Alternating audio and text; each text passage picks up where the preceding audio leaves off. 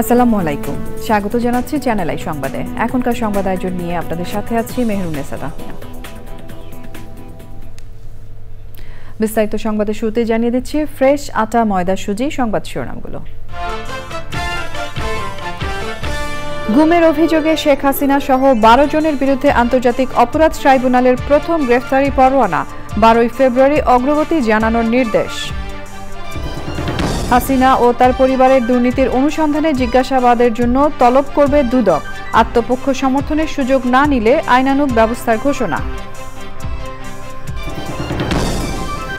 জাতীয় চলচ্চিত্র পুরস্কারপ্রাপ্ত অভিনেতা প্রবীর মিত্র ওরফে হাসান ইমামকে শ্রদ্ধা ভালোবাসায় শেষ বিদায়, সংস্কৃতি অঙ্গনে শোক।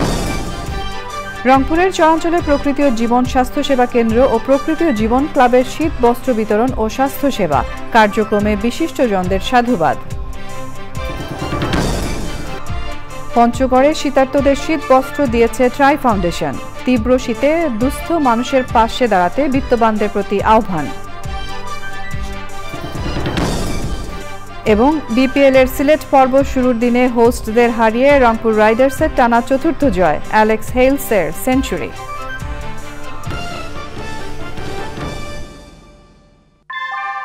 আমরা তৈরি করি বিশ্বমানের জার্মান প্রযুক্তির ভূমিকম্প সহনশীল থার্মেক্স রড, যা আপনার স্থাপনাকে নিরাপদ রাখে প্রজন্ম থেকে প্রজন্ম।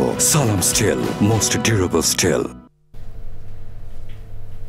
সংবাদ শিরোনামগুলো জানাচ্ছিলাম। এখনকার এই সংবাদ আয়োজন একই সঙ্গে চ্যানেল আই এর ইউটিউব চ্যানেলে এবং চ্যানেল আই এর ওটিটি প্ল্যাটফর্ম আই স্ক্রিনে লাইভ স্ট্রিম হচ্ছে। এবার যাচ্ছে বিস্তারিত প্রসঙ্গে। গুমের অভিযোগে প্রথমবারের মতো সাবেক প্রধানমন্ত্রী শেখ হাসিনা, তার নিরাপত্তা উপদেষ্টা তারিক সিদ্দিকী ও সাবেক আইজিপি বেনজির আহমেদ সহ 12 জনের বিরুদ্ধে গ্রেফতারি পরোয়ানা জারি করেছেন আন্তর্জাতিক অপরাধ ট্রাইব্যুনাল। তাদের গ্রেফতারের বিষয়ে 12 ফেব্রুয়ারি জানাতে বলেছেন আদালত। একই দিনে গুমের অভিযোগে সাবেক সেনা কর্মকর্তা জিয়াউল আহসানকে হাজির করার নির্দেশ দিয়েছেন ট্রাইব্যুনাল। মাজহারুল হক মান্নার রিপোর্ট। আওয়ামী লীগ সরকারের সময় 2009 থেকে 2024 সাল পর্যন্ত বিরোধীদের দমনে গুম করা হতো বলে ট্রাইব্যুনালে অভিযোগ করে প্রসিকিউশন। তারা বলেন, রাজনৈতিক প্রতিপক্ষকে দমনে গুমের ঘটনা সবচেয়ে বেশি ঘটেছে 2014, 2018 ও 2024 নির্বাচনের আগে। এই সময় মাইকেল চাকমা সহ 1676টি গুমের ঘটনা ঘটেছে বলে আদালতকে জানান তারা। বাংলাদেশে একটা ভয়ের সংস্কৃতি চালু করা হয়েছিল যে অস্ত্রের মাধ্যমে, সেটার নাম হচ্ছে গুম এবং আরেকটি হচ্ছে ক্রসফায়ার। যেহেতু এই অপরাধগুলো একটু ডিফারেন্ট নেচারের, গণহত্যার অপরাধের চেয়ে, এই জন্য আজকে ডিফারেন্ট একটি মামলায় তাদেরকে আমরা গ্রেপ্তার দেখানোর জন্য আবেদন জানিয়েছিলাম। এর মধ্যে সাবেক প্রধানমন্ত্রী শেখ হাসিনা, তার তদানীন্তন নিরাপত্তা উপদেষ্টা তারিক সিদ্দিকী, তদানীন্তন আইজিপি বেনজির আহমেদ সহ বিভিন্ন সংস্থার মোট 12 জনের বিরুদ্ধে আজকে আমরা গ্রেপ্তারি পরোয়ানা জারির জন্য আবেদন জানিয়েছিলাম। আদালত সেই গ্রেপ্তারি পরোয়ানা জারি করেছেন। শুনানির সময় ট্রাইব্যুনালের এজলাসে ছিলেন গুম হওয়া ব্যক্তিদের পরিবারের সদস্যরা। আরমান যেদিন গুম হয় সেদিন 2 দিন আগে আমাকে বলেন যে চাচা আমার বাসায় এসে তাকে আমাকে খোঁজ নিয়ে তারপর হঠাৎ করে শুনলাম যে তাকে গুম করা হয়েছে। আমরা বিশ্বাস করি কোনো অন্যায় হবে না, কোনো অনাচার হবে না। অ্যাকচুয়ালি দোষী সেই বিচারের আওতায় আসবে। তাদেরকে অ্যারেস্ট করা হোক, বিচারের আওতায় আনা হোক এবং একটা ন্যায় বিচার, একটা স্বচ্ছ ট্রান্সপারেন্ট বিচার যেন আমরা দেখতে পারি। চিফ প্রসিকিউটর জানিয়েছেন, গুমের ঘটনার সুষ্ঠু বিচারের জন্য যতটুকু সময় প্রয়োজন ততটুকু সময় নেবেন তারা। মাজহারুল হক মান্না, চ্যানেল আই, ঢাকা। সাবেক প্রধানমন্ত্রী শেখ হাসিনা ও তার পরিবারের সদস্যদের দুর্নীতির অনুসন্ধান পর্যায়ে জিজ্ঞাসাবাদের জন্য তলব করবে দুদক। দেশের বাইরে থাকলেও এটি তাদের আত্মপক্ষ সমর্থনের সুযোগ। তবে এই সুযোগ কেউ না নিলে পরবর্তীতে আইনানুগ ব্যবস্থা নেওয়ার কথা জানিয়েছেন দুদকের প্রতিরোধ সেলের মহাপরিচালক। সম্পদ বিবরণীতে মিথ্যা তথ্য দেয়ায় সাবেক এনবিআর সদস্য মতিউর রহমানের স্ত্রী ও ছেলের বিরুদ্ধে মামলা করেছে দুদক। রোকসানা আমিনের রিপোর্ট। 9 প্রকল্পে 80,000 কোটি টাকা এবং যুক্তরাষ্ট্র ও লন্ডনে $300 মিলিয়ন পাচার সহ বেশ কিছু অনিয়ম ও দুর্নীতির অভিযোগে সাবেক প্রধানমন্ত্রী শেখ হাসিনা সহ তার পরিবারের সদস্যদের বিষয়ে ক্ষমতার অপব্যবহার, প্রতারণা, অনিয়ম, দুর্নীতি ও অর্থ পাচার নিয়ে গত 17 ডিসেম্বর থেকে বেশ কিছু অনুসন্ধান করছে দুদক। পট পরিবর্তনের পর শেখ হাসিনা সহ তার পরিবারের অধিকাংশ সদস্য বিভিন্ন দেশে অবস্থান করছেন। সেক্ষেত্রে অনুসন্ধান পর্যায়ে অভিযুক্তদের জিজ্ঞাসাবাদের জন্য তলব করার বিষয়ে কি ভাবছে দুদক? ব্রিফিংয়ে এমন প্রশ্ন ছিল দুদক মহাপরিচালকের কাছে। এটা হচ্ছে আত্মপক্ষ সমর্থনের একটা সুযোগ। আমরা আমাদের আইনানুগ যে প্রক্রিয়া আছে সেটা অনুসরণ করে তাদেরকে অবহিত করা হবে তাদের বক্তব্য প্রদানের জন্য, আত্মপক্ষ সমর্থনের সুযোগ নেবার জন্য। কেউ যদি সেই সুযোগ না নেয় তাহলে দুর্নীতি দমন কমিশন আইন অনুযায়ী পরবর্তী ব্যবস্থা গ্রহণ করবে। সম্পদ বিবরণীতে ভুল তথ্য দেয়ায় এনবিআরের সাবেক সদস্য মতিউর রহমানের প্রথম স্ত্রী ও ছেলের বিরুদ্ধে 2টি মামলা হয়েছে।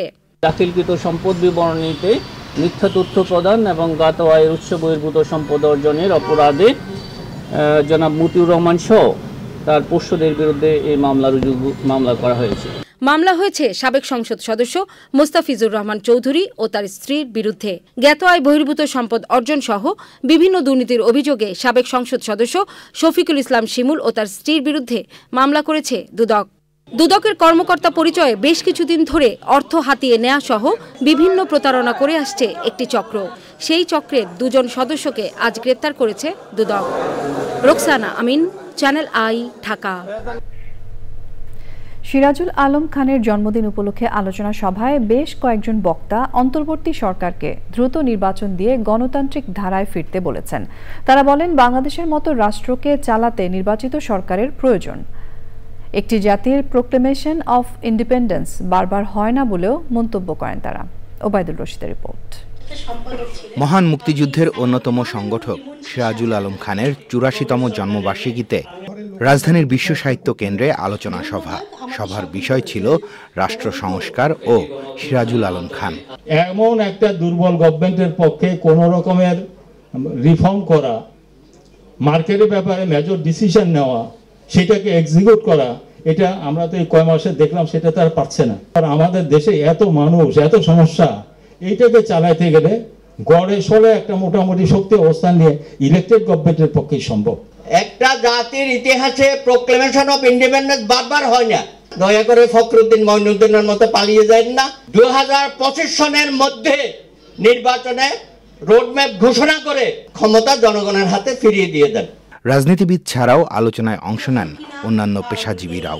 গণতান্ত্রিক নির্বাচিত সরকারের হাতে ক্ষমতা হস্তান্তর করুন, যত তাড়াতাড়ি করবেন তত আপনার মঙ্গল, আপনার না দেশেরও মঙ্গল।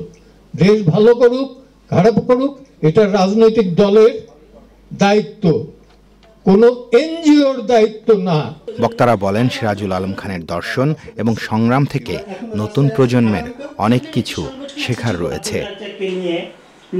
Obaidul Rashid, channel I, Dhaka. BNP chairperson ও সাবেক প্রধানমন্ত্রী বেগম খালেদা জিয়া মঙ্গলবার রাত 10টায় কাতারের আমিরের পাঠানো এয়ার অ্যাম্বুলেন্সে করে উন্নত চিকিৎসার জন্য যুক্তরাজ্যে যাচ্ছেন। সঙ্গে তার 6 জন চিকিৎসক ও পরিবারের সদস্যরা থাকবেন। তার চিকিৎসক জানিয়েছেন, ঢাকা থেকে প্রথমে দোহা, এরপর দোহা থেকে লন্ডনে পৌঁছাবেন বেগম খালেদা জিয়া। রাহুল রায় রিপোর্ট।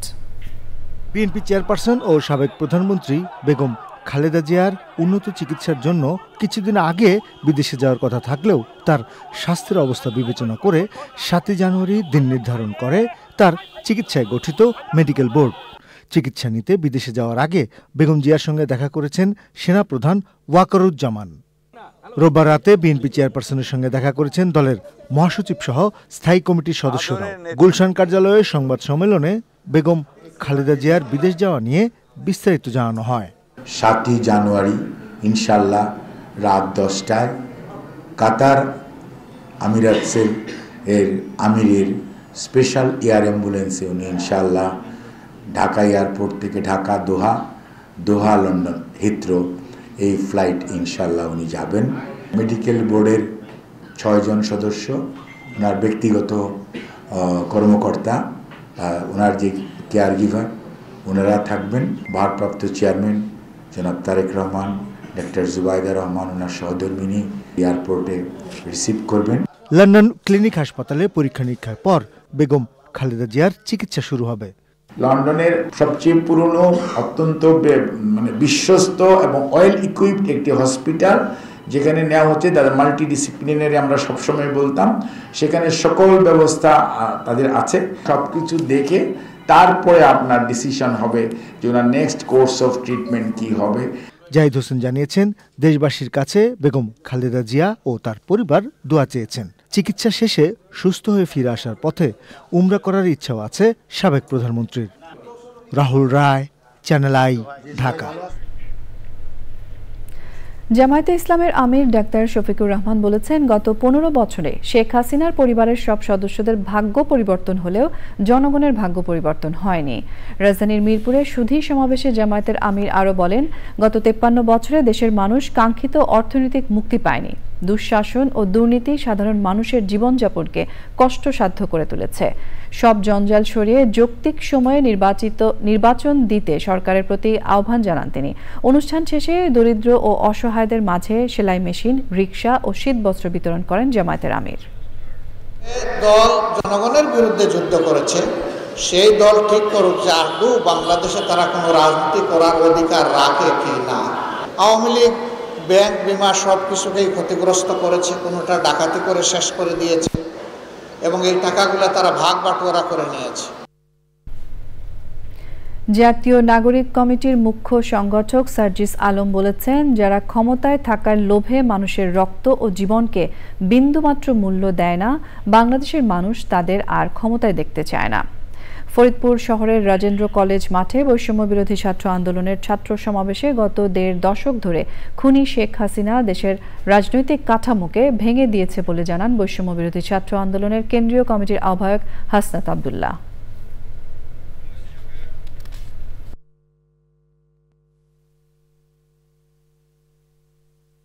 আমরা স্পষ্টভাবে বলতে চাই, 24 পরবর্তী বাংলাদেশে থাকার ক্ষমতায় কে বসবে সেটি দিল্লি থেকে নির্ধারিত হবে না, বরং সীমান্তের মধ্যে জনগণ নির্ধারণ করবে বাংলাদেশের বসতে কে বসবে।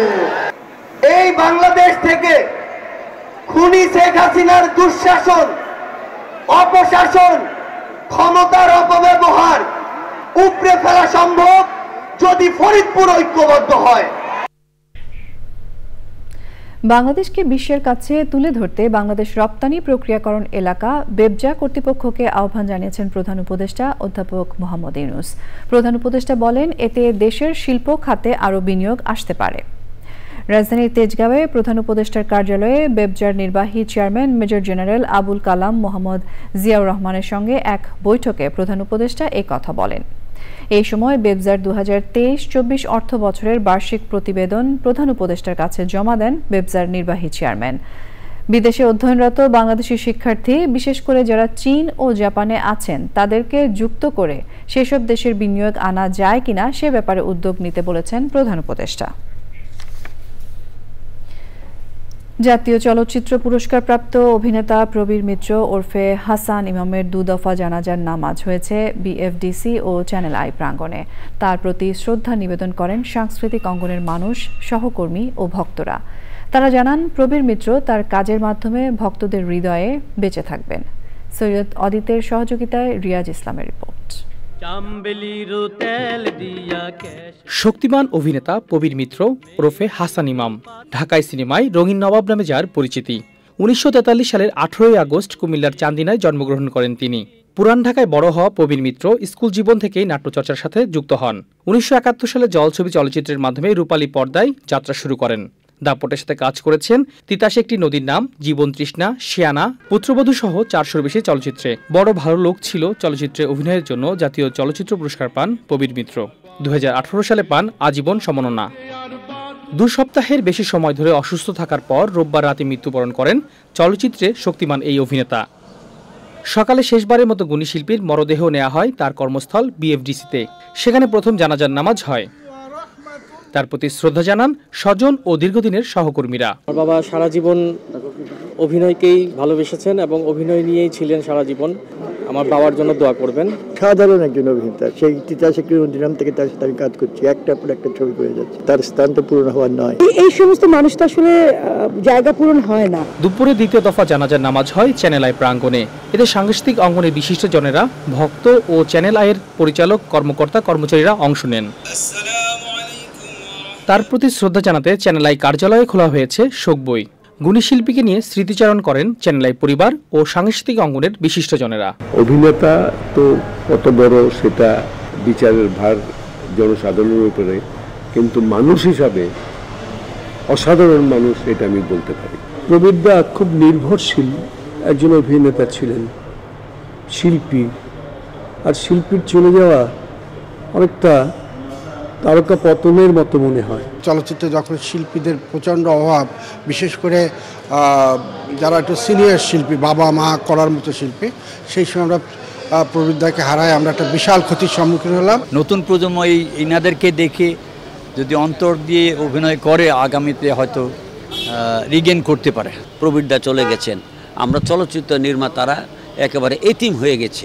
এই লোকটার ধৈর্য, এই লোকটার সাবার বলি, এই লোকটার মানবিকতা বলি, এই লোকটার মানে সামাজিকতা বলি, সমস্ত কিছু এমন হাঁটতেন দাদা এবং মাটি ব্যথা না। চলচ্চিত্রের সোনালী সময়ের গুণী এই ব্যক্তিত্বকে বিকেলে আজিমপুর কবরস্থানে দাফন করা হয়। রিয়াজ ইসলাম, চ্যানেল আই, ঢাকা। হাড় কাঁপানো শীতে স্থবির দেশের উত্তরাঞ্চলের প্রান্তিক জনপদ। এর সাথে পাল্লা দিয়ে বাড়তে থাকা নানা রোগে ভোগান্তি বেড়েছে নিম্ন আয়ের মানুষের।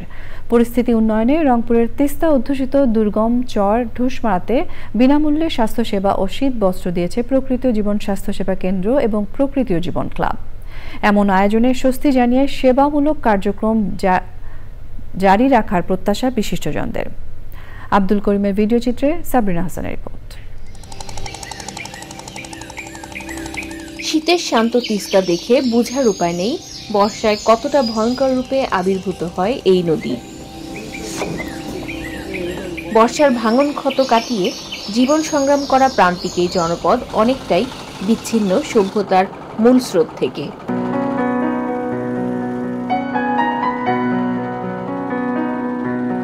জীবিকা সামাল দিতে হিমশিম খাওয়া প্রান্তিক মানুষের কাছে উষ্ণতা আর স্বাস্থ্যসেবা যেন বিলাসিতা। এমন বাস্তবতায় রংপুরের দুর্গম ঢুসামারা চরে বিনামূল্যে স্বাস্থ্যসেবা ও উষ্ণতার বার্তা দিতে দোরগোড়ায় প্রকৃতীয় জীবন ক্লাব এবং প্রকৃতীয় জীবন স্বাস্থ্যসেবা কেন্দ্র। ঘরের পাশে চিকিৎসা সেবা ও শীত নিবারণ সামগ্রী পেয়ে খুশি প্রান্তিক মানুষ। উপকার লাগবে না, উপকার না হলে দিচ্ছেন ওষুধ আর কম্বল পেলাম। ওষুধ আর কম্বল পাইছি তাই আমরা খুশি। বুকের আর কোমরের ব্যথা, হাঁটুর ব্যথা, কোমর পাচ্ছি, ওষুধ পাচ্ছি। ধন্যবাদ। নানা প্রতিকূলতার মাঝে জীবন সংগ্রাম করা প্রান্তিক জনগোষ্ঠী প্রকৃতীয় জীবন ক্লাব এবং প্রকৃতীয় জীবন স্বাস্থ্যসেবা কেন্দ্রের উদ্যোগে স্বস্তি জানিয়েছেন। চর এলাকায় এতটা শীত, আমাদের অনেক কষ্ট হইতো, আপনারা কম্বল দিলেন, আমাদের অনেক ভালো লাগতেছে। শীতের সামগ্রী পাইলাম, এটা আমাদের জন্য অনেক উপকারী লাগলো আর কি। গর্বিত আমাদের চর ঢুসমারায় আপনাদের ত্রাণ পেয়ে। মানবিক অধিকার বঞ্চিত জনগণের পাশে দাঁড়ানোয় কৃতজ্ঞতা জানান স্থানীয়রা। ঢুসমারার চরে এখানে কোনো মানুষের হইল আপনার যাতায়াত পথ নেই, নৌপথে সব সময় চলাফেরা করে মানুষ, অত্যন্ত কষ্ট এবং দিনাতিপাত করেন। প্রকৃতীয় জীবন ক্লাবের উদ্যোগে আজকে যেভাবে স্বাস্থ্যসেবা মানুষের মধ্যে ফ্রি চিকিৎসা এবং কম্বল বিতরণ করা হয়েছে, এই জন্য আমরা সবাই উপকৃত। বছর জুড়ে দেশের প্রান্তিক জনপদের মানুষের সহায়তায় কাজ করে যাচ্ছে প্রকৃতীয় জীবন ক্লাব এবং প্রকৃতীয় জীবন স্বাস্থ্যসেবা কেন্দ্র। সাবরিনা হাসান, প্রকৃতীয় জীবন ডেস্ক, চ্যানেল আই। হিমালয়ের কোল ঘেঁষা সর্ব উত্তরের জেলা পঞ্চগড়ে জেঁকে বসেছে কনকনে ঠান্ডা। ঘন কুয়াশায় ঢেকে থাকছে রাস্তাঘাট সহ বিস্তীর্ণ এলাকা। শীতার্ত মানুষ যেমন শীতে কষ্ট করছে, তেমনি ভুগছে নানা ঠান্ডাজনিত রোগে। শীতপ্রবণ এই জেলায় প্রতিবারের মতো এবারও শীতার্ত মানুষের পাশে নববর্ষের উপহার হিসেবে শীত বস্ত্র নিয়ে এগিয়ে এসেছে ট্রাই ফাউন্ডেশন। পঞ্চগড় প্রতিনিধি এ রহমান মুকুলের তথ্য, ভিডিওচিত্রে আল মুকসিদের রিপোর্ট।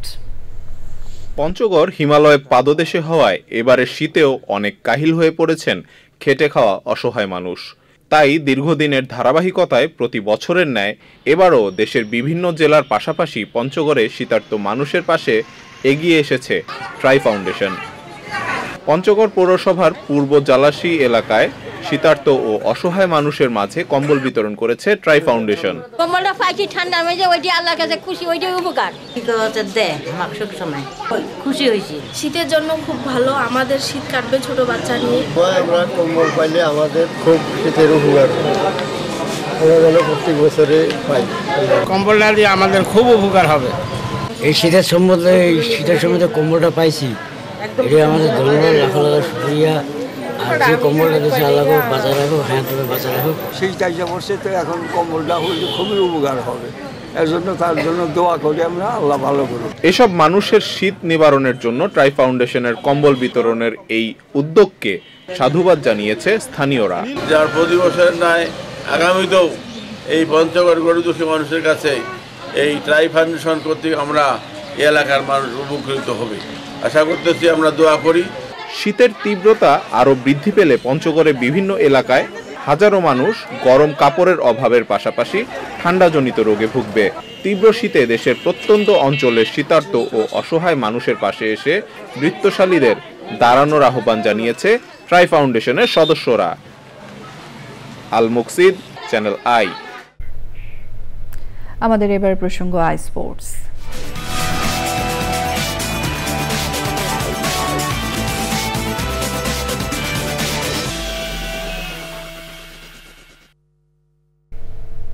আই স্পোর্টসের শুরুতে থাকছে বিপিএল এর আপডেট।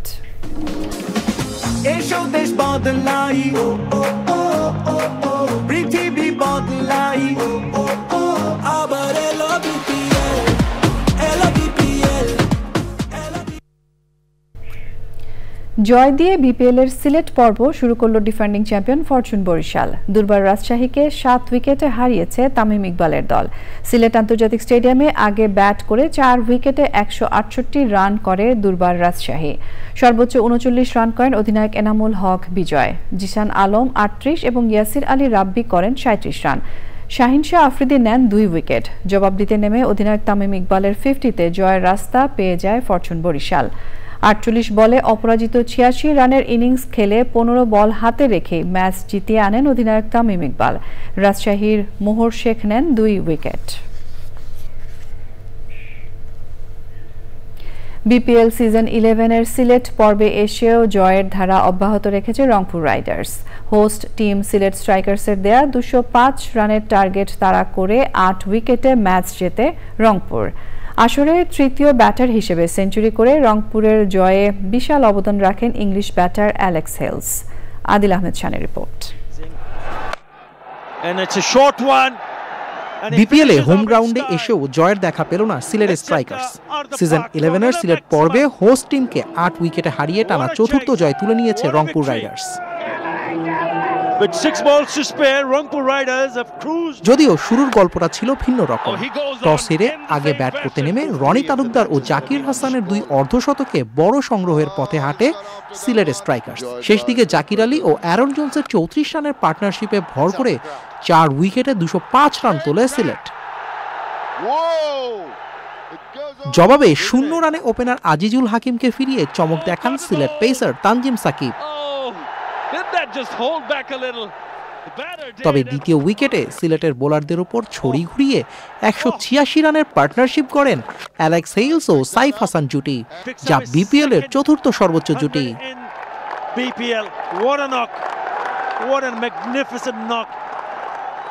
80 রানে সাইফ ফিরলেও উইকেটে শেষ পর্যন্ত টিকে থাকেন ইংলিশ ব্যাটার হেলস। আসরে তৃতীয় ব্যাটার হিসেবে সেঞ্চুরি তুলে 113 রানে অপরাজিত থাকেন তিনি। 1 ওভার হাতে রেখে 210 রান তুলে ম্যাচ জিতে রংপুর। টানা চতুর্থ জয়ে 8 পয়েন্ট নিয়ে শীর্ষেই রইল নুরুল সোহানের তারুণ্য নির্ভর দলটি।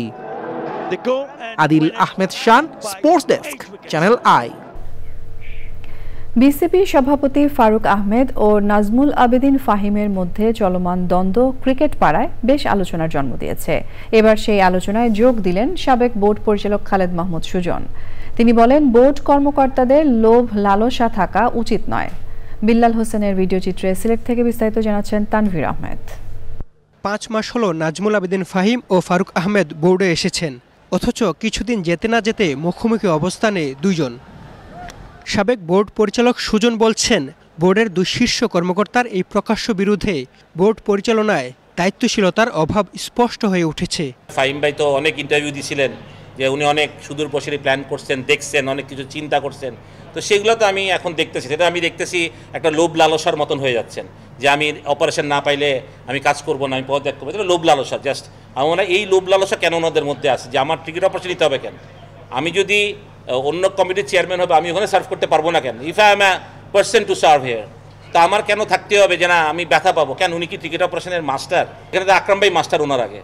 আকরাম ভাই চাইতে পারে, বিকজ আকরাম ভাই ওয়াজ বাংলাদেশের ফর্মার ক্যাপ্টেন, সাকসেসফুল ক্যাপ্টেন এবং অপারেশনের চেয়ারম্যান ছিলেন। বিসিবির ওয়ার্কিং কমিটি এখনও পুরোপুরি গঠিত হয়নি। বোর্ড পরিচালনা করছেন মাত্র 10 জন পরিচালক। তাই বিসিবির প্রশাসনিক কার্যক্রমে অচল অবস্থা তৈরি হয়েছে বলে মনে করছেন সুজন। অল্প ডাইরেক্টর দিয়ে ফারুক ভাইয়ের জন্য হয়তো বোর্ড চালানো কষ্টই হচ্ছে। সেটা কেন ফারুক ভাই নতুন ডাইরেক্টরদেরকে নিচ্ছেন না, বা যাদেরকে ওনারা নিতে চান নিয়ে নিলেই পারেন। দুজন সিনিয়র মানুষ যারা অনেক রেসপেক্টেড মানুষ, আমরা যাদেরকে অনেক রেসপেক্ট করি, ফারুক ভাই এবং ফাহিম ভাই বোথ আমাদের রেসপেক্টেড মানুষ এবং ক্রিকেটার, তারা যখন এমনি তখন লজ্জিত হয়ে বিং এ ক্রিকেটার যে আমরা কি আসলে এত গ্রিডি নাকি ক্রিকেটাররা। সিলেট পর্বে নিজেদের প্রথম ম্যাচে মঙ্গলবার রংপুর রাইডার্সের বিপক্ষে লড়বে ঢাকা ক্যাপিটালস। ফারুক আহমেদ ও নাজমুল আবেদিন ফাহিমের দ্বন্দ্বের পাশাপাশি বিসিবির অভ্যন্তরীণ দ্বন্দ্ব এখন মাঠের খেলাকে ছাপিয়ে আলোচনার কেন্দ্রে পরিণত হয়েছে। মাঠের বাইরের এমন অস্থিতিশীল পরিস্থিতি বাংলাদেশের ক্রিকেটকে ধ্বংসের মুখে ফেলে দিতে পারে বলে মনে করছেন অনেকেই। সিলেট আন্তর্জাতিক ক্রিকেট স্টেডিয়াম থেকে Tanvir Ahmed, channel I, Sylhet. Copa del Rey Bangladesh সময় MGI। এই উপলক্ষে MGI এর প্রধান কার্যালয়ে একটি অনাড়ম্বর অনুষ্ঠানের আয়োজন করা হয়। অনুষ্ঠানটি ভিডিও কনফারেন্সের মাধ্যমে MGI এর বিভিন্ন ফ্যাক্টরি ও অফিসগুলোতে সম্প্রচারিত হয়। অনুষ্ঠানের প্রধান অতিথি MGI চেয়ারম্যান ও managing director Mostafa Kamal, MGI এর vice president, board of director সদস্য এবং প্রতিষ্ঠানের ঊর্ধ্বতন কর্মকর্তারা সেই সময় উপস্থিত ছিলেন।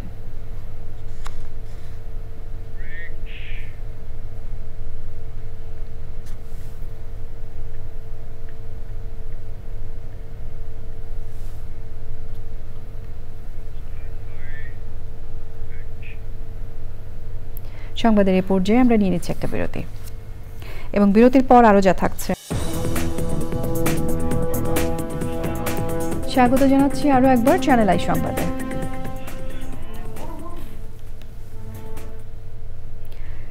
গৃহায়ন, গণপূর্ত ও শিল্প উপদেষ্টা আদিলুর রহমান খান বলেছেন, জানুয়ারি মাসের মধ্যে সংস্কার কমিশনগুলোর প্রতিবেদন পাওয়ার পরই রাজনৈতিক দলগুলোর সঙ্গে আলোচনা করে নির্বাচনের সময়সীমা দেয়া হবে।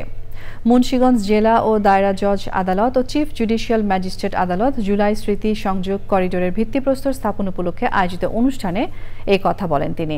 অনুষ্ঠানে শহীদ পরিবারের সদস্যরা ছাড়াও মুন্সিগঞ্জ জেলা প্রশাসক ফাতেমাতুল জান্নাত, পুলিশ সুপার শামসুল আল সরকার সহ অন্যরা উপস্থিত ছিলেন।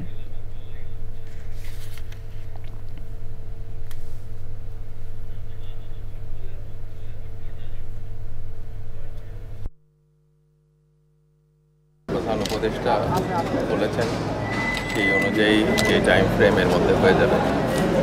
তার আগে এই সংস্কারের কমিটিগুলি তাদের রিপোর্ট বের হয়ে আসবে এই মাসের মধ্যে, জানুয়ারিতে। তারপরে আমরা রাজনৈতিক দলগুলোর সঙ্গে কথা বলব। জুলাই ঘোষণাপত্রের দাবিতে লিফলেট বিতরণ কর্মসূচি পালন করেছে বৈষম্য বিরোধী ছাত্র আন্দোলন ও জাতীয় নাগরিক কমিটি। সন্ধ্যায় রাজধানীর বাংলা মোটর থেকে শুরু করে কারওয়ান বাজার পর্যন্ত এই কর্মসূচি পালন করা হয়। আগামীকাল থেকে দেশের প্রত্যেক জেলায় এই কর্মসূচি চলমান থাকবে। ঘোষণাপত্রে 7টি বিষয় অন্তর্ভুক্ত করার দাবি জানিয়ে এই লিফলেট বিতরণ করা হয়েছে। সেই সময় বৈষম্য বিরোধী ছাত্র আন্দোলন ও জাতীয় নাগরিক কমিটির নেতা কর্মীরা উপস্থিত ছিলেন।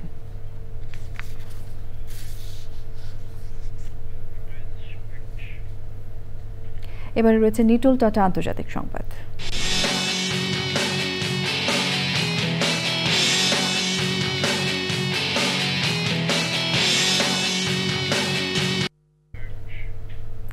শক্তিশালী তুষার ঝড়ে বিপর্যস্ত হয়ে পড়েছে যুক্তরাষ্ট্রের জনজীবন। ঝড়ে কয়েক হাজার ফ্লাইট বিলম্বিত এবং বাতিল করা হয়েছে। দেশটির ৩০টি অঙ্গরাজ্যের ৬ কোটিরও বেশি মানুষ দুর্যোগের কবলে পড়েছেন। ৭টি অঙ্গরাজ্যে জরুরি অবস্থা জারি করা হয়েছে। এটি এক দশকেরও বেশি সময়ের মধ্যে সবচেয়ে ভয়াবহ তুষার ঝড়ের পরিস্থিতি বয়ে আনতে পারে বলে আশঙ্কা করা হচ্ছে। বিস্তারিত জাকি আক্তার রিপোর্টে। এক দশকের বেশি সময়ের মধ্যে ভয়াবহ তুষারঝড় ও শীতলতম তাপমাত্রার মুখে যুক্তরাষ্ট্রবাসী। দেশটির মধ্যাঞ্চলে শীতকালীন তুষারঝড়ে বেশ কয়েকটি অঙ্গরাজ্যে জরুরি অবস্থা জারি করা হয়েছে। বিভিন্ন গণমাধ্যমের ভিডিওতে দেখা যায় এরই মধ্যে ওইসব এলাকায় ২ ইঞ্চিরও বেশি তুষারপাত হয়েছে। তুষারপাতের কারণে দেশটির সেন্ট লুইস মিসৌরি বিমানবন্দর সবচেয়ে বেশি ক্ষতিগ্রস্ত হয়েছে। ২,০০০-এরও বেশি ফ্লাইট বিলম্বিত হয়েছে এবং আরও কমপক্ষে ১,৫০০ ফ্লাইট বাতিল করা হয়েছে। তুষারঝড়ের কারণে কয়েকটি অঙ্গরাজ্যে স্কুল ও সরকারি অফিস বন্ধ করে দেওয়া হয়েছে। স্থানীয় সময় সোমবার ওয়াশিংটনেও ভারী তুষারপাতের পূর্বাভাস দেওয়া হয়েছে। দেশটির জাতীয় আবহাওয়া অফিস জানিয়েছে তুষারঝড়টি আটলান্টিক এলাকা থেকে এখন যুক্তরাষ্ট্রের মধ্যাঞ্চলের দিকে এগিয়ে যাচ্ছে।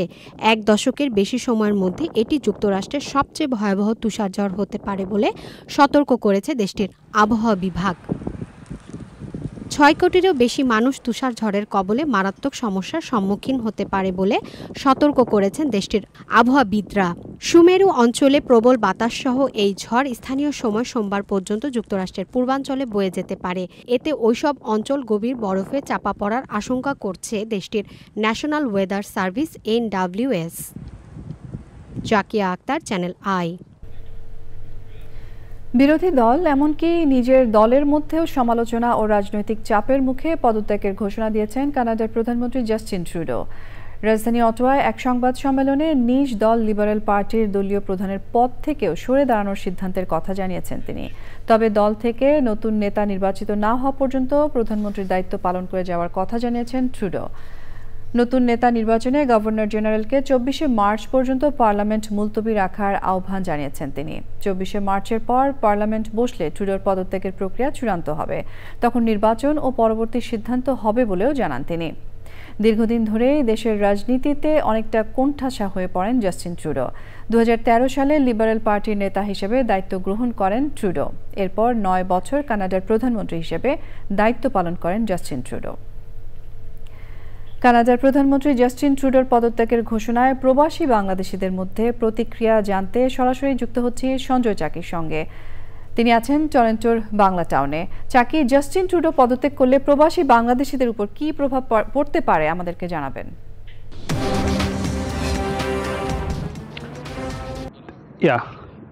তাহমিনা, আপনাকে ধন্যবাদ জানাচ্ছি। যে জাস্টিন ট্রুডো আসলে পদত্যাগ করলে প্রবাসী বাংলাদেশিদের উপরে কোনো প্রভাব পড়বে কি না সেটা আমার মনে হয় না তেমন কোনো প্রভাব পড়বে। তবে আপনাকে একটি তথ্য জানিয়ে রাখি, জাস্টিন ট্রুডোর দল, জাস্টিন ট্রুডোর যে নির্বাচনী এলাকা এবং তার সংসদের 2 জন প্রভাবশালী মন্ত্রী, জাতীয় প্রতিরক্ষা মন্ত্রী এবং জাতীয় হাউজিং গৃহায়ণ মন্ত্রী, সেই গৃহায়ণ মন্ত্রী, এই 3টি আসনই বাঙালি অধ্যুষিত এলাকা। বাংলাদেশিরা, বিশেষ করে কানাডিয়ান বাংলাদেশিরা, এই 3টি আসনে 3 জন গুরুত্বপূর্ণ ব্যক্তি, 2 জন মন্ত্রী এবং 1 জন প্রধানমন্ত্রী থাকার কারণে বাংলাদেশি কানাডিয়ানরা অনেকটাই মানসিকভাবে এবং রাজনৈতিকভাবে নানা দিক দিয়ে প্রিভিলেজ ছিলেন, শক্তিশালী ছিলেন।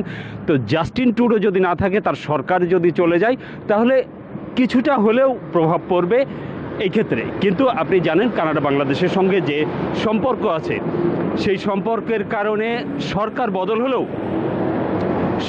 বদল হলেও কিন্তু আসলে বাংলাদেশের সাথে ওই রকম কোনো খারাপ প্রভাব পড়ার সম্ভাবনা নেই। এবং জাস্টিন ট্রুডো যদিও ঘোষণা করেছেন যে তিনি পদত্যাগ করবেন এবং দলের লিডার খুঁজতে বলা হয়েছে এবং আগামী 24শে মার্চ পর্যন্ত তিনি কিন্তু প্রধানমন্ত্রী তো আছেনই, এরপরেও তিনি ঠিক কবে পদত্যাগ করবেন সেটা সিদ্ধান্ত হবে 24 তারিখের পরে যে সংসদ বসবে এবং সংসদের পাশাপাশি নতুন যে জাস্টিন ট্রুডোর দলের লিডার নির্বাচিত হবে, সেই লিডার নির্বাচিত হওয়ার পর নতুন লিডার আসলে নতুন প্রধানমন্ত্রী হবেন, যদি সব কিছু ঠিক থাকে। আর যদি আগামী সংসদে যদি হয় যে লিবারেল গভর্নমেন্ট ফল করে, তাহলে জাস্টিন ট্রুডোই হবে লিবারেল পার্টির সর্বশেষ প্রধানমন্ত্রী, এবং এই নির্বাচন যেটা আগামী অক্টোবরে হওয়ার কথা সেটা এগিয়ে আসবে আগামী এপ্রিল মের দিকে। তো আর আমি এখন বাংলা টাউনে দাঁড়িয়ে আছি। বাংলা টাউনে বিশেষ করে বাংলাদেশিদের বেশিরভাগই আসলে লিবারেল সাপোর্টার। এই কারণে বাংলাদেশিরা স্বাভাবিকভাবেই কিছু মনক্ষুণ্ণ হবে, কিন্তু তারপরেও নানা কারণে বাংলাদেশিরাও যারা একসময় লিবারেল করতেন তারাও কিন্তু জাস্টিন ট্রুডো এবং তার দলের নানা কার্যক্রমের উপর খুশি নয়। এই কারণে তারাও খুব অখুশি নয় জাস্টিন ট্রুডো অ্যাজ এ প্রধানমন্ত্রী হিসাবে চলে গেলে। চাকি, আপনাকে ধন্যবাদ। আমাদের এবারের প্রসঙ্গ আইস্ক্রিন সাংস্কৃতিক সংবাদ।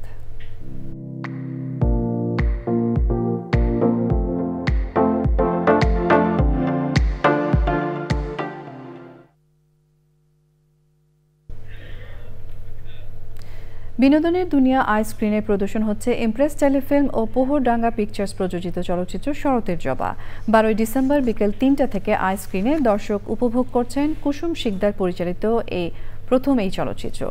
নিজের লেখা বই অজাগতিক ছায়া থেকে শরতের জবা গল্পটি চলচ্চিত্রের পর্দায় তুলে এনেছেন কুসুম। একজন একাকী নারীর রহস্যময় জীবনের গল্প উঠে এসেছে এই চলচ্চিত্রে। কুসুম শিকদার ছাড়াও বিভিন্ন চরিত্রে অভিনয় করেছেন জিতু আহসান, ইয়াশ রোহান, নিদ্রা দে নেহা, নরেশ ভূঁইয়া, শহীদুল আলম সাচ্চু ও অন্যরা।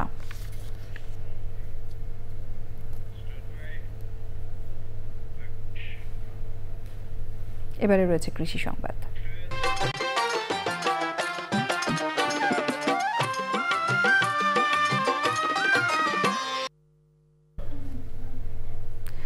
গাইবান্ধায় নদী তীরবর্তী চরাঞ্চলে মিষ্টি কুমড়া চাষ করছেন কৃষক। চরের বালুময় জমিতে গর্ত করে বেলে দোআঁশ মাটির সাথে কৃষি উপকরণ মিশিয়ে বীজ বপন করছেন তারা। ভালো ফলন ও বাজার দরে লাভবান হওয়ার আশায় রয়েছেন চাষিরা।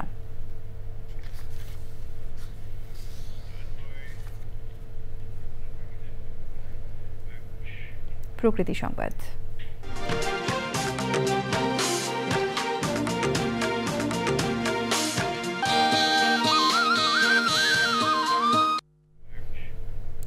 শরীয়তপুর চাঁদপুর আঞ্চলিক মহাসড়কের ৩৫ কিলোমিটারের মধ্যে মাত্র ৬ কিলোমিটারের কাজ শেষ হয়েছে দীর্ঘ ৫ বছরে।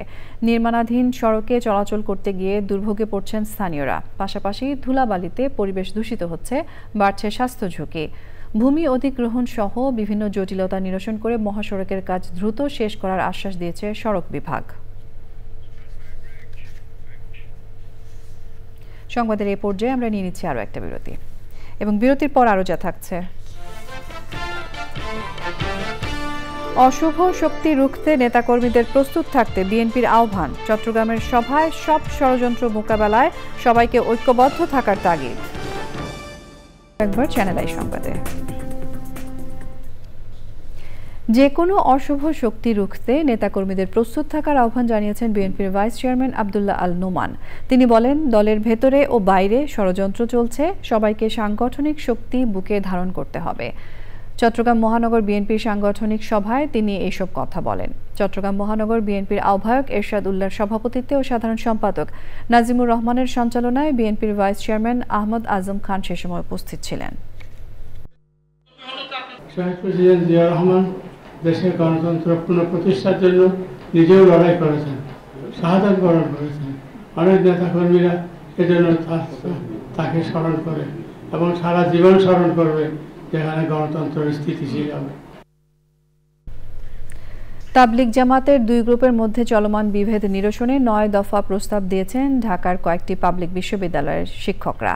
জাতীয় প্রেস ক্লাবে সংবাদ সম্মেলনে দেয়া প্রস্তাবের মধ্যে রয়েছে সবার ধর্মীয় স্বাধীনতা নিশ্চিত করা, মাঠ বন্টন, মাঠে সংগঠিত অনাকাঙ্ক্ষিত ঘটনার তদন্ত করে প্রকৃত দোষীদের বিরুদ্ধে ব্যবস্থা দেয়া। শিক্ষকরা দাবি করেন, সাদ অনুসারীরা বিভিন্নভাবে বৈষম্যের শিকার হচ্ছেন, এমনকি তারা মসজিদে স্বাভাবিক আমলও করতে পারছেন না। সংকট নিরসনে প্রধান উপদেষ্টার হস্তক্ষেপ কামনা করেন তারা। টঙ্গী ময়দানে ঘটে যাওয়া অনাকাঙ্ক্ষিত ঘটনার বিচার বিভাগীয় তদন্তের মাধ্যমে প্রকৃত ঘটনা উদ্ঘাটন ও দোষী ব্যক্তিদের শাস্তির আওতায় আনা, উভয় পক্ষকে তাদের সর্বোচ্চ মুরব্বীদের নিয়ে দাওয়াতি কার্যক্রম পরিচালনার সুযোগ দেওয়া। গণ অধিকার পরিষদের সাধারণ সম্পাদক রাশেদ খান বলেছেন, যারা ফারুক হাসানের উপর হামলা করেছে তারা বিএনপি কিংবা বৈষম্য বিরোধী ছাত্র আন্দোলন বা কোনো রাজনৈতিক দলের নয়, তারা আওয়ামী লীগের পেতাত্তা। রাজধানীর বঙ্গবন্ধু শেখ মুজিব মেডিকেল বিশ্ববিদ্যালয়ের জরুরি বিভাগের সামনে সংবাদ সম্মেলনে তিনি এই কথা বলেন। রাশেদ খান বলেন, যারা হামলা করেছে তারা সন্ত্রাসী, তাদের জামিন দেওয়ার চেষ্টা করলে আন্দোলন করা হবে। সংবাদ সম্মেলনে ফারুক হাসান সহ গণ অধিকার পরিষদের নেতাকর্মীরা উপস্থিত ছিলেন।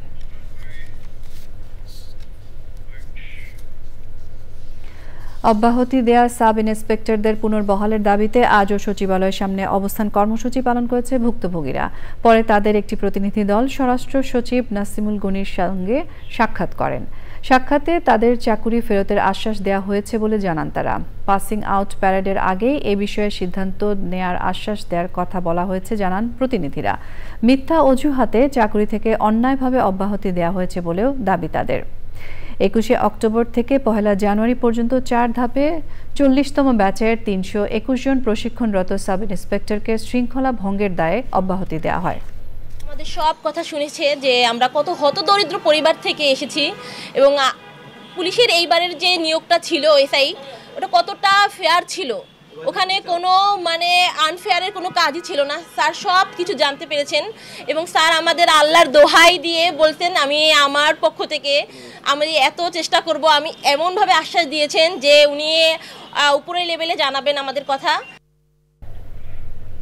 সেমস গ্লোবাল ইউএসএ ও সিসিপিআইটি টেক্স চায়নার আয়োজনে আগামী 15 January Bashundhara international convention city আইসিসিবিতে শুরু হতে যাচ্ছে 23তম Dhaka international yarn and fabric show এর শীতকালীন সংস্করণ এবং 7ম ঢাকা ইন্টারন্যাশনাল ডেনিম শো 2025।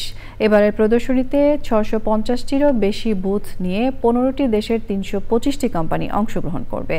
রাজধানীর একটি হোটেলে আয়োজিত সংবাদ সম্মেলনে প্রদর্শনী আয়োজনের নানাবিধ বিষয় তুলে ধরেন Sems global USA and Asia প্যাসিফিকের president Meherun N Islam. CCPIT text and deputy secretary general Chen Bo video কনফারেন্সের মাধ্যমে সংবাদ সম্মেলনে যোগ দেন।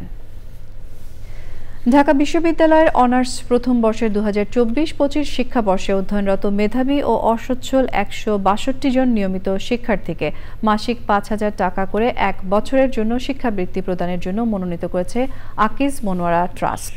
এই উপলক্ষে ঢাকা বিশ্ববিদ্যালয়ের নওয়াব আলী সিনেট হলে এক অনুষ্ঠানে শিক্ষার্থীদের হাতে বৃত্তি প্রদান করেন ঢাকা বিশ্ববিদ্যালয়ের উপাচার্য অধ্যাপক ডক্টর নিয়াজ আহমেদ খান। আয়োজকরা জানান, আকিজ মনোয়ারা ট্রাস্ট দীর্ঘদিন ধরে স্বাস্থ্যসেবা, কর্মসংস্থান বৃদ্ধি, কারিগরি প্রশিক্ষণ শিক্ষা, দুর্যোগকালীন সহায়তা এবং বিভিন্ন প্রকল্পের মাধ্যমে সামাজিক উন্নয়নে গুরুত্বপূর্ণ ভূমিকা রেখে চলেছে। শিক্ষাবৃত্তি কর্মসূচি চলমান কার্যক্রমের একটি অংশ। প্রতিষ্ঠানের ট্রাস্টি মিসেস মনোয়ারা বেগম, নির্বাহী পরিচালক সাজমিন সুলতান সহ অন্যান্য কর্মকর্তারা সে সময় উপস্থিত ছিলেন। স্বাগত জানাচ্ছি আরও একবার চ্যানেল আই সংবাদে। রাজধানীতে রমনা থানা বিএনপির উদ্যোগে শীতার্ত, দরিদ্র ও অসহায় মানুষের মাঝে শীতবস্ত্র বিতরণ করা হয়েছে। বিএনপি স্থায়ী কমিটির সদস্য মির্জা আব্বাসের পক্ষ থেকে এই শীতবস্ত্র বিতরণের সময় মোহাম্মদ তোফাজ্জল হোসেন, মোহাম্মদ সোহরাব আলী ও ইঞ্জিনিয়ার মোহাম্মদ ওয়াহিদুর রহমান সহ স্থানীয় বিএনপি নেতাকর্মীরা উপস্থিত ছিলেন।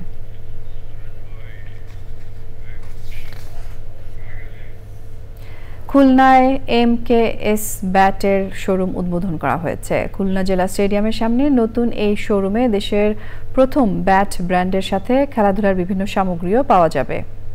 শোরুম উদ্বোধন করেন জাতীয় দলের সাবেক তারকা ওপেনার ইমরুল কায়েস এবং জাতীয় টেস্ট দলের বর্তমান অধিনায়ক অলরাউন্ডার মেহেদী হাসান মিরাজ, দুজনই MKS ব্র্যান্ডের কর্ণধার।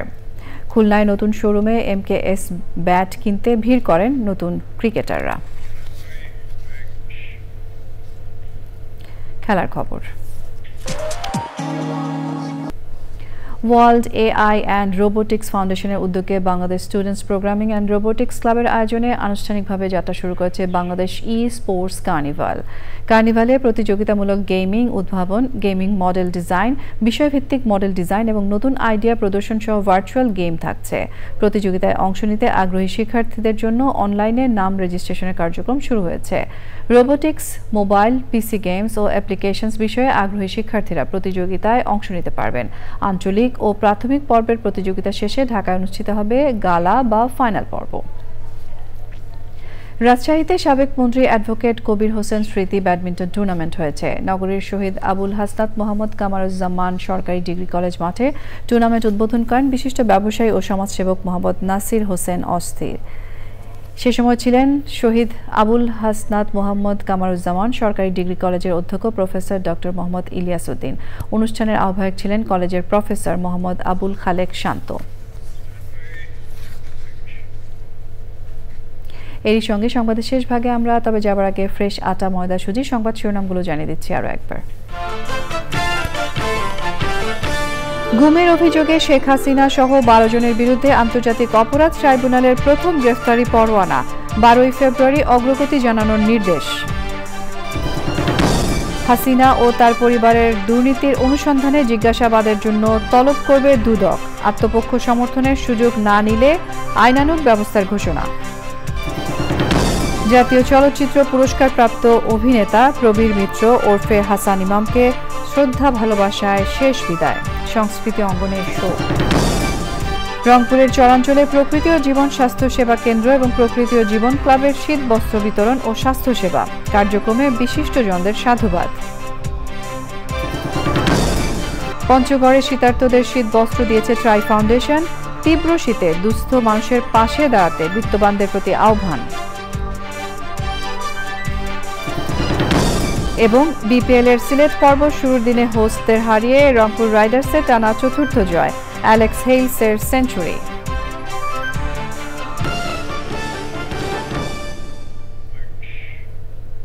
প্রিয় দর্শক, চ্যানেল আইয়ের সর্বশেষ সংবাদ জানতে ভিজিট করুন channelionline.com এ। যুক্ত থাকুন আমাদের সোশ্যাল মিডিয়া প্ল্যাটফর্মগুলোর সাথে। শেষ করছি এখনকার সংবাদ আয়োজন। ধন্যবাদ এতক্ষণ আমাদের সঙ্গে থাকার জন্য।